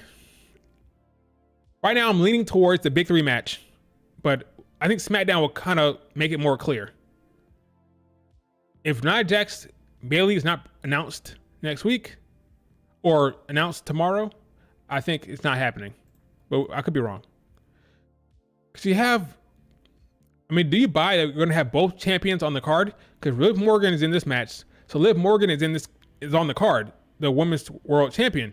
Are we going to have the WWE champion for the women also on the card for a international PLE? Probably not. So they took care of Liv Morgan here. So you have one champion on the card. I think that's probably it. Maybe we get Bianca, Jade, and Naomi on the card, but we'll see. We'll see. I don't know. It's all up in the air. It is all up in the air.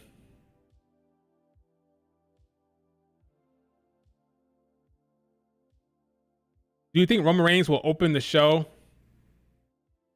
Probably open the show double A. Probably. He closed the show last week. This week he'll probably open it. Will I prefer him to close the show? Probably. I do. But I think he'll probably he'll open the show tomorrow, probably. To change it up. When is AJ Styles going to return? That's a good question. AJ, are you going to return to feud with KO? Maybe? I don't know. So I think Stephanie Vaquer will be sitting. No, I don't think she'll be in the crowd sitting next to Jose. I don't think so. I don't think they'll debut her like that. I don't know. Probably not. Roman probably closing the show again. Maybe. Night Attack Celebration opens. Maybe. I would have him close it because that won't affect the rest of the show. Typically, when he goes over a lot of the time, Roman Reigns segments do. So I would prefer him to close the show than open it.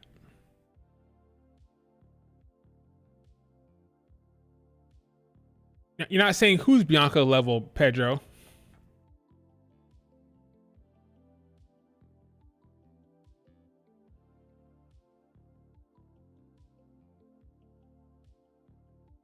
Tiffany against Bayley.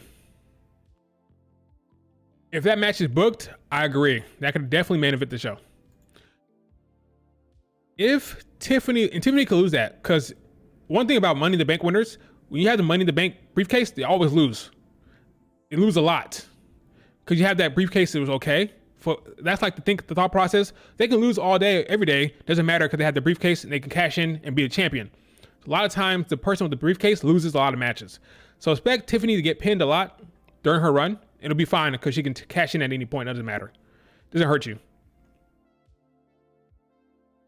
Doesn't hurt you one bit. Jade Cargill is nowhere near Bianca's level. I agree. Yes, true. She's not. And she should know that. You would think she would know that. She always goes out of her way to compliment Bianca. She always goes out of her way to give her props. Talk about how happy she is to be working with Bianca. So Jade Cargill says all the right things. She says all the right things when it comes to Bianca Belair. So she knows. She knows.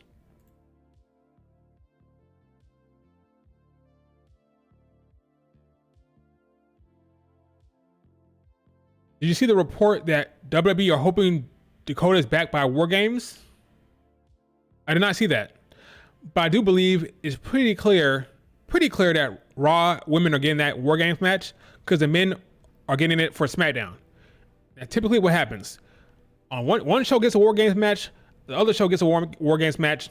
If it's men versus women, then it's men will have it on one show, the women will have it on the other show. So again, Roman Reigns, Bloodline stuff, that'll get a War Games match. Then women will get it on Raw. That's going to be Damage Control with Rhea Ripley and Lyra. And then it'll be against Liv, Raquel, and Pure Fusion Collective. I think I put that picture out, right? It's coming very, very clear. Well, I don't know, right? But I'm thinking that's the move. Liv, Raquel, Pure Fusion Collective against Rhea, Lyra Valkyria, Damage Control. That makes sense. And then you book Dakota Kai to turn on Io Sky. That's what I would do. It'd be like almost similar to what happened on NXT. Dakota Kai tries to turn on Io Sky. Io Sky dodges the kick this time. Brawl sets out. There's 3-on-5 in the cage. This time Rhea Ripley loses. So in NXT she won against the odds, but this time Rhea loses against the odds. That's how I would book it. Almost like a flip of what happened in NXT a little bit. Sonya in War Games? Yeah, sorry. It's going to happen, I think. It's setting up two perfect, right? Pure Fusion Collective. Oh, yeah, by the way, if Dakota can't go, who replaces her? Let's say she's still injured. Who replaces her in that match? Let's say, hypothetically speaking, Lyra, Rhea, Io Kyrie. Who replaces her on Raw? Asuka probably still out, so no Asuka. Kiana James? Zelina Vega. That's the call. You're right. Correct. Zelina Vega. Perfect. Zelina Vega. It'd be Zelina Vega, Io, Kyrie, Lyra Valkyria, and Rhea Ripley. I'm already putting Lyra in there, folks. I already have her in there. It's Rhea Ripley, Lyra, and Damage Control. That's 5. If Dakota can't go, then it's going to be Zelina Vega. But I already have Lyra in there. That's what I would do. So Lyra's already in. Yeah, I think that Raw will definitely get it, I think now. Now that I have the whole Pure Fusion Collective thing set up, it's going to be Raw. Bianca helping Rhea could be fun. Bianca and Rhea won't interact one bit until like next year.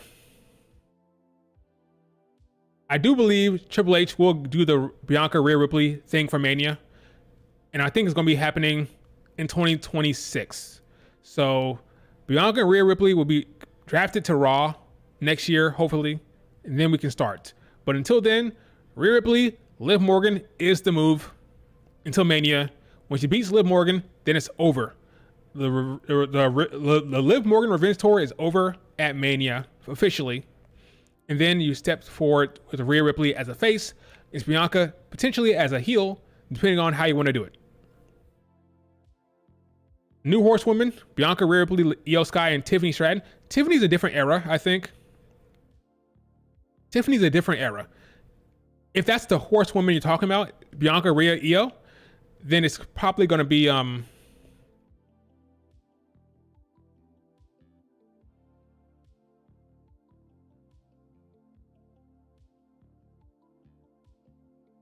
I don't know.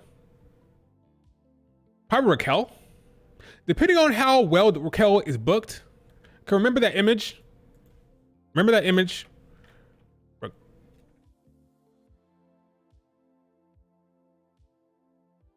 Let's say Raquel is built like a badass, a complete badass. As a heel, remember this image.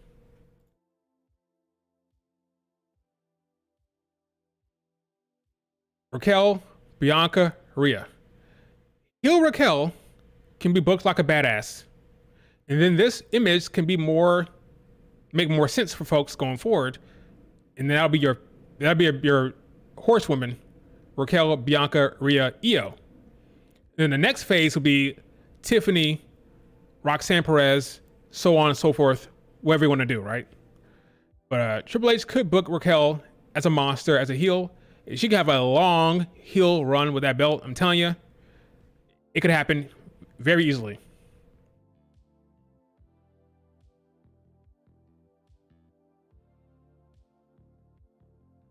Very easily.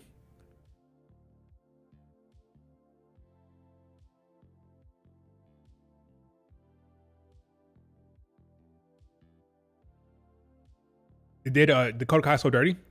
How? Dakota Kai's always injured. That's her problem. Can't stay healthy, unfortunately. She's injury prone. It's sad, but the truth.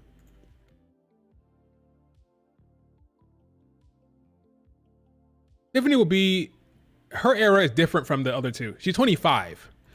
Now, she's not that far from Rhea. She's like a perfect, Tiffany will be having wars with Sol Ruka down the road. She'll be having wars with Kalani Jordan down the road. She'll be having wars with Kiana James. That's the people that are going to be her level and her like time period in the long run. So 10 years from now, if she's still here, it'll be Sol Ruka, Kalani Jordan. That's going to be her time. Roxanne Perez. Not so much the Biancas and Raquels and the Ios, you know? So that's why I want to put her with the younger crop. She's only 25. Right in line with Sol Ruka and the crew. 25. I think Sol Ruka is like 26. Like a 2-year gap. 24. That's 1 year. She got pushed early. She got elevated early to replace Charlotte Flair in a Mania match. That didn't happen. But she's only 1 year older than Sol Ruka. That's her competition. That's her era. So it'd be the Tiffany, 25, Soruka, 24. That's going to be that crop of talent. Kalani Jordan, those women, Jada Parker. 5 years from now, they'll all be on the main roster and they'll all be cooking on the main roster. And that'll be that. So that's why I don't put her in the horsewomen now. Tiffany, Lyra, Roxanne Soul. Yeah, that era. Sure. That's her era. Correct. And Kalani Jordan. All coming through the PC. Well, not really Lyra. It's more Tiffany, Roxanne, Soul, Kalani Jordan from the PC stuff, right? Lyra had a run before WWE. So, but yeah, that's her era of talent. Agreed. That's her era. Right. Bianca, Rhea, Io, Raquel. Agreed. So Bianca, Rhea, Io, Raquel will have another 5-year time. Then Rhea Ripley is younger than all those three. So Rhea Ripley will then continue during the Tiffany era. That'll still be Rhea Ripley time because she's kind of like the perfect age to be in both. But yeah, that group, the Tiffany, Lyra, Soul, Roxanne, Kalani Jordan, they're going to be going up against each other for a while. That's that era of talent for sure. Julia, Stephanie, Vaquer, they'll be kind of like they're like that bridge. They're in the Rhea Ripley era. So I think Ruka is, not Ruka, but I think Stephanie's like 30. 31. So Rhea should be with Rhea.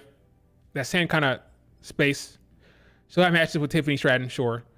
It's not perfect science, not perfect grouping, because ages they vary. So not perfect. Ruka will be going up against Stephanie Vaquer. And Stephanie Vaquer will be having matches with Bianca potentially, right? So Stephanie will have the entire range. The Rheas, the Biancas, and the Kalani Jordans, and the Rukas eventually, right?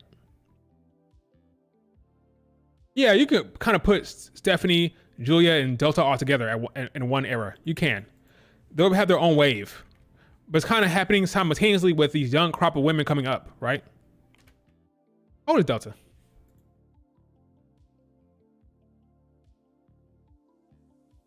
Delta is... not on Wikipedia. I have no idea.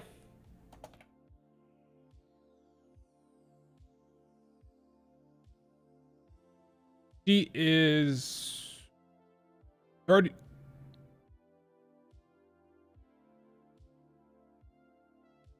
It doesn't say. I don't know how old she is. Whoops. Nobody knows.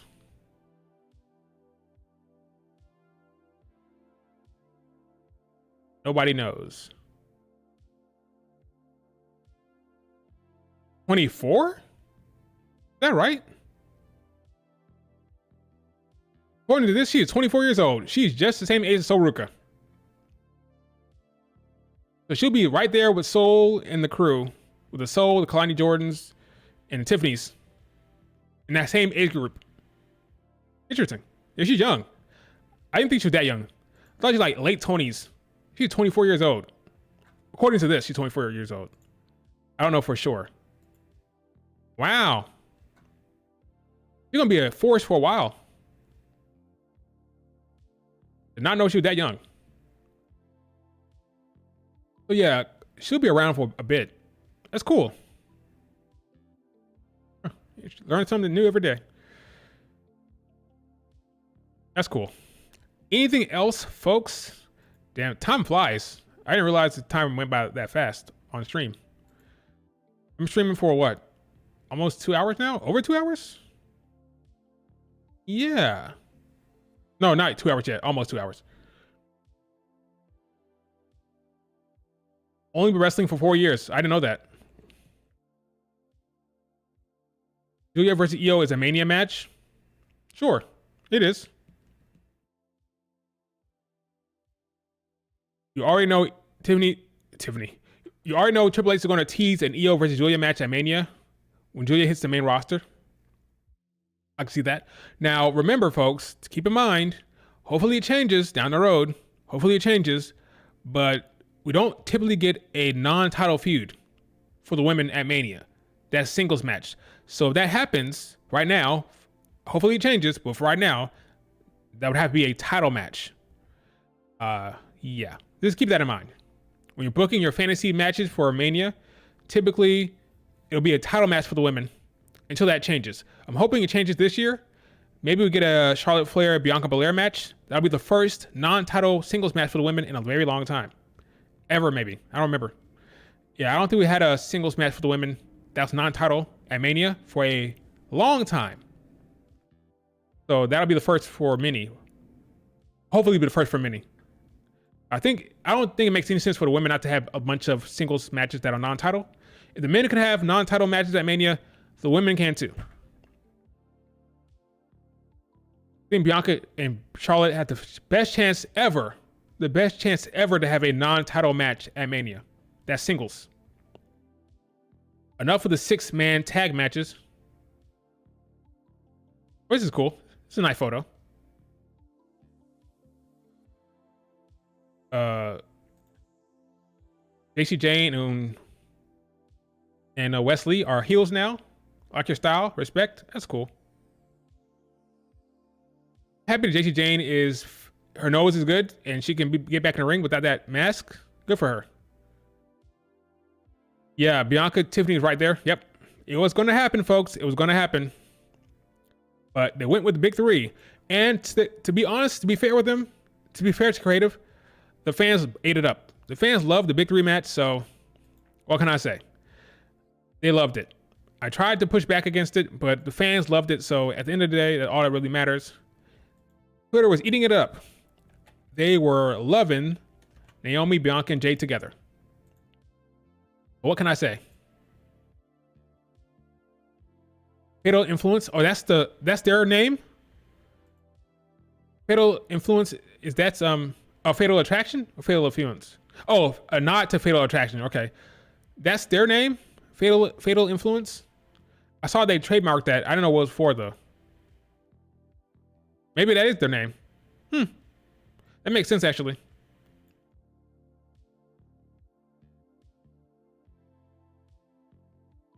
Yeah, I was the one person saying, let's have Bianca Tiffany.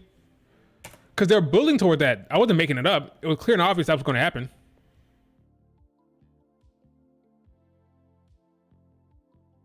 Yeah, I guess that is their name. Fatal Influence will be the NXT name. I didn't think about that. That'll be JC Jane's new team in NXT. Makes sense. I'm good with that. How long does this happen? Because I think Fallon Henley should be going up to main roster after this year. So I don't know how long this will last. Fallon Henley is ready to go, I think. It might be a short-term group. Fatal Influence. I think JC Jane is ready. JC Jane is ready. Fallon Henley is ready. Jasmine Nix will be down there for a little bit longer, but I think these two are ready. JC Jane, Fallon Henley, they've been ready for main roster.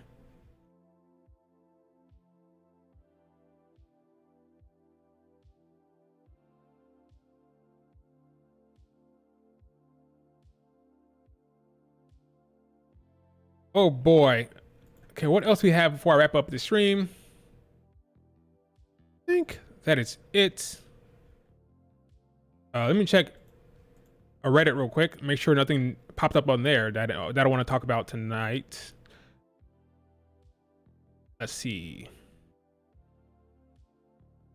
Mark Henry on getting heat. That's not important. Let's see. Athena, Mercedes Moné, and Swerve Strickland at the Global Life field. Oh, they're announcing. Okay, they announced the. They announced it here. Here they are chilling, the champions. That's a cool sight, right? That's a cool visual.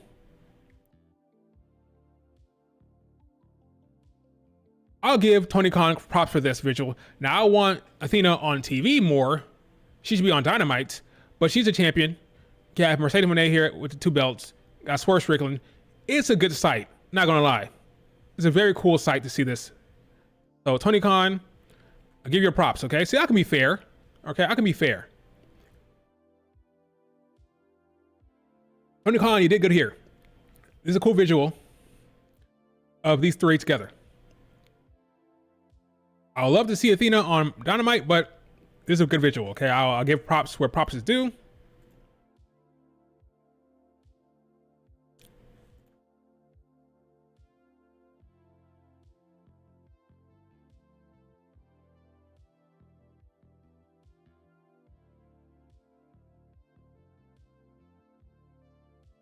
This is a cool visual.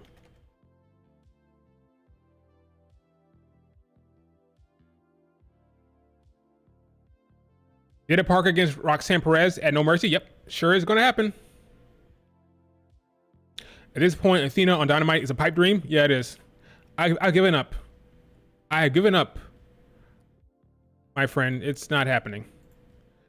It sucks because, in my opinion, she's arguably the best in the ring there, besides Mercedes Moné. She's probably the best there, but yeah, it's not happening anytime soon.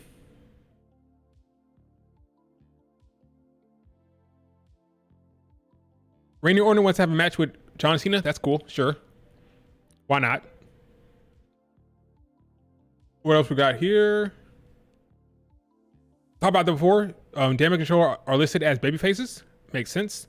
I do think we're gonna have a heel turn. I do think that Dakota Kai will probably turn, which would be a good sight. I think it'll make sense for Io Sky.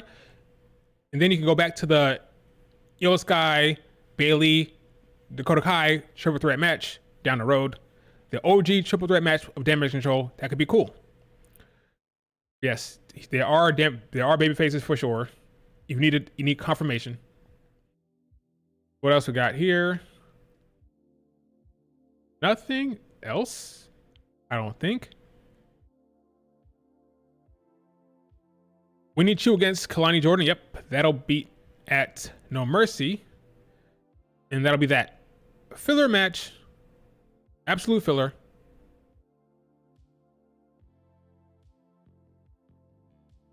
Absolute filler.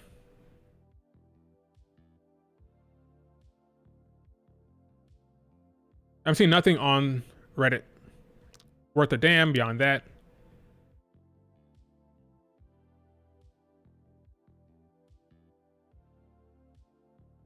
She said she feels like the fans are connected to her because she's authentically her, but it's turned up a little bit. By she, I mean Tiffany Stratton. Bianca said the same thing. She said that she's herself, but turned up a dial, turned up to 11. She's saying the same thing. She's herself. The character you see is herself, but it's turned up to an obnoxious level. She said that works well with her character. I agree. She should keep doing that. She should keep doing that. Is she a real heel? No. She's not really, right? Not a true heel. It's not Gunther. She's like, she embraces the crowd. She embraces the tears. Just think about it for a second. When it comes to babyface and heel booking, right? She does this. If you can do something as a face, it's not a heel move. Her going to the crowd and doing this, what time is it? That's a babyface move. If you think about it. What time is it? It's Tiffany time. That's a babyface move. But she does it as a heel, right? She's not a true heel at all. Neither is Rhea. Rhea wasn't a true heel either. But what she's doing is working for her, so she keep doing it. And if they're not telling her to change it, so why change it? Keep doing your TV time stuff. Keep doing your, playing to the crowd. That's all great. They're not complaining about it. She's over. It works well. Do I prefer my heels to be more like true heels, like a Gunther? Sure. Like a Nia Jax? Yeah. But I can't complain about her booking because it's working well for her. So we'll see what happens. But she's not a heel at all. If you can do it as a face, it's not a heel move. Just remember that. If you can do it as a babyface, it's not a heel move.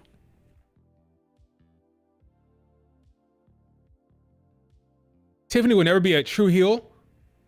The fans love her so much. So that's the thing. She's not trying to, though. It's different. You have to try. You have to actively be the heel. You have to actively be a heel. Can't just be like a heel, but you have to try. The fans want to like Gunther, if you didn't notice. There have been times where the crowd has said, you deserve it. You deserve it. And Gunther will say, I do not need your appreciation. I do not need your approval. He shoots down the crowd every time they try to get behind him. He's a true, proper heel. There's a difference. Being a heel and actively being a heel are two different things. Tiffany Stratton is a heel, but she doesn't actively be the heel. She embraces the cheers. It's a difference. That's why she can get away with what she does. Does Dakota Kai turn at War Games? I think so. That's what I would do, at least. That's what I would do. Do you get a triple threat match for Damage Control at Mania? No. Not at this Mania, no. Nah. They're on different shows right now. Could it happen at SummerSlam? After the draft? Like once you put them back on the same show? Sure, but not now. No. Not happening. Not happening. Unfortunately. That's probably like a SummerSlam match. It makes sense, right? Full circle. They showed up at SummerSlam. The match happens at SummerSlam. If you think about it, they showed up 2 years at SummerSlam. 2 years ago at SummerSlam, they showed up. Next year, Io Sky won the title. Next year, Dakota Kai is not there, but Bayley dropped the title. And then next year, they have a match. So every SummerSlam, something happens with the Damage Control member. They show up, they debut. Io Sky catches in on Bianca Belair. Bayley loses the belt to Nia Jax. And then the next one will be them facing each other in a three-way. So SummerSlam is the Damage Control members' show. Something happens to them. Something important, something big happens at SummerSlam.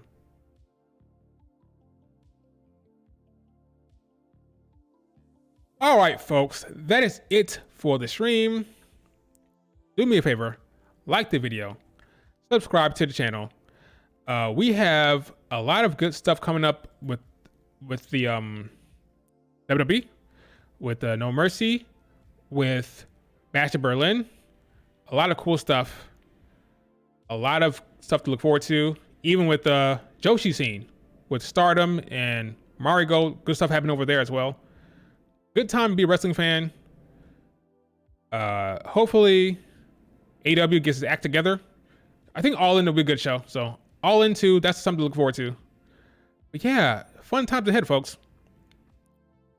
We'll see what happens with the shows. But Raw, great. SmackDown tomorrow. We'll see if that's good. What's happening on SmackDown tomorrow? Let's see quick. That's something I should say. SmackDown card tomorrow. Nia Jax has her big show or a big celebration led by Tiffany Stratton. Roman Reigns returns, sure. What else besides that? Why doesn't the website have what's happening on SmackDown? They should have it at all times. Show. SmackDown. Where is the news? Where is the matches? Where is the... Usually it get announced the next day, like the day of, which is weird. But whatever. SmackDown should be okay. We'll find out what the card is tomorrow. All right, guys. Thanks for joining the stream. Talk to you guys later. Peace.